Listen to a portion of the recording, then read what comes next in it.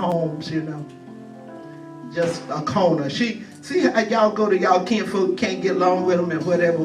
Don't do that. She just go get in a little corner, sometime up almost under a table or something, and she get quiet and she just. Praise you, God.